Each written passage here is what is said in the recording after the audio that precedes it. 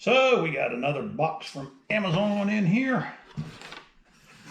And so let's open it up and see what we got.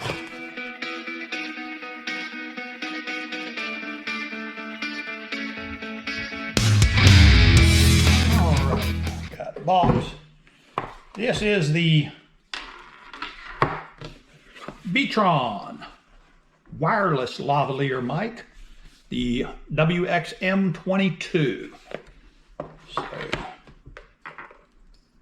as you know, I've been really investigating getting better sound quality, and we're hoping this is going to be the ticket. So, we have got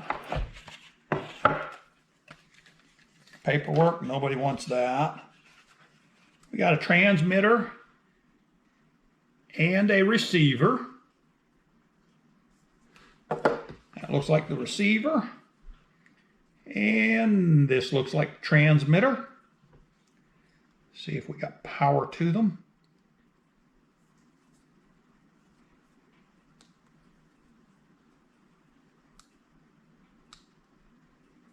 And it appears like we have power.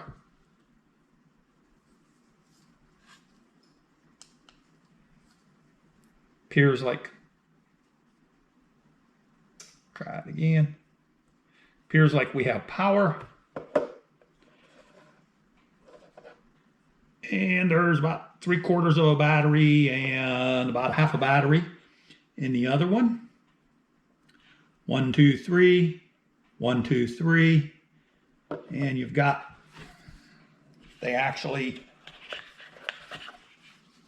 have a,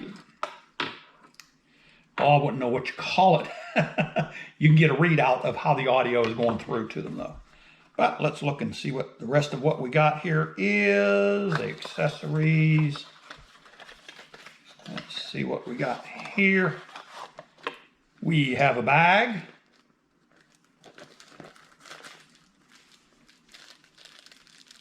Dead cat. And it appears like it has a little lock on it so that we can tell what it is. This appears to be a charging cable. Has 2 outlets for it, so you can charge both at the same time.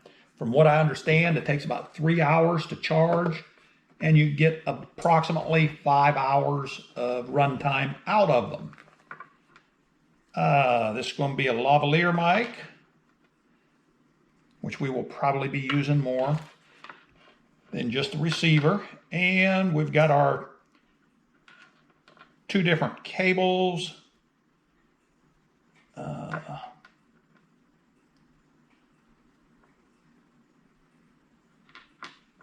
One is for a phone and one is for a camera. So we'll see how it works. All right, this is going to be a very quick test.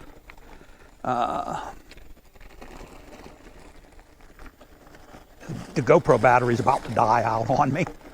And so I just want to see if we get crackling and popping. So I'm going to go ahead and step it up here a little bit. Go ahead and go on this gravel. I got to watch. My initial impression is it's not very tight in that cold shoe on the camera. But I'm not going to worry about that, because if it doesn't work, it just doesn't work. So we're just going to go ahead and take us a quick little morning ride. And I thought, well, go ahead and strap the GoPro on there and try out the Bietrun mic. And so let's kind of see how it does. Again, we're not through completely trying this thing out. Right now we're set up with a lavalier mic. And we'll see how it does on a little bit of gravel, and we'll also see how it does on the roads. So, of course, we just seen some gravel, and we'll go ahead and check it out this way here too. Beautiful morning out. Kind of sorry I didn't get out a little bit earlier, because it's all, I guess, a little past 7:30 in the morning. and I need to be getting into the shop here before too long. So I can't go for as long a ride as I would like to. So maybe you've kind of noticed that the camera has moved a little bit. And what I've done was I put it over onto the left-hand side of the bar, the GoPro mount. Reason that I did that was it gives a little bit more flexibility for the mount to spin around. On the right, the shifting cable is pretty close to the bar, so that kind of limits you a little bit on where that goes. Over on the left, that's not an issue. Also, the camera sets down, or the microphone sets on the left-hand side above the screen, and this gives me a little opportunity to see it better. And I can still see my bike screen and everything, so this seems to be working out pretty well. Don't know why I felt like I had to have it on the right, because you certainly don't. So I thought we would do one more kind of high-speed test. We'll go ahead and throw this thing up there in a pretty high assist. Go ahead and go 27, 28 miles an hour or so here. And I mean, I can barely hear myself speak with all the wind noise. So that'll be interesting, to say the least. And this appears to be working really, really well. But what do I do if I want to speak to somebody else and have their part of the conversation on here as well? With this setup on a lavalier mic, that's really not going to work. And if I set it up on a omnidirectional mic, well, it'll pick up everything, but that includes all the road noise and everything. And I'm trying to really cut down on that road noise. And I certainly don't want to have to get into learning how to edit all the sound and get just a sound recorder and do all of that. You know, I want to bike. The videos are kind of, you know, coming right in with it. I don't want to do a whole ton of that. So, but I was thinking, you know, most of the time, if I'm talking to somebody, I have stopped moving. And so what I could do is, we'll kind of stop right here for just a second. Now, if I wanted to speak with somebody right here,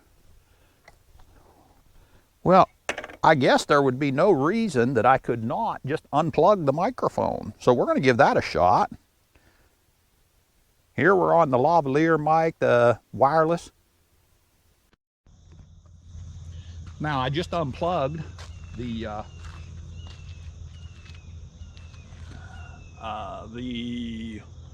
wireless microphone, and now I'm talking through just a GoPro microphone, and I'm kind of walking a little bit around the bike. I'm behind the camera right now.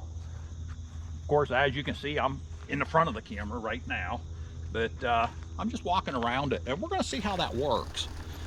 So unless I see something drastically wrong with some of the footage that we've gotten on the trip that we are right now, this is going to be the mic setup that we're going to use. And that doesn't mean we're completely done with it. It doesn't mean it's perfect. One of the things I want to address is where the receiver attaches into the cold shoe.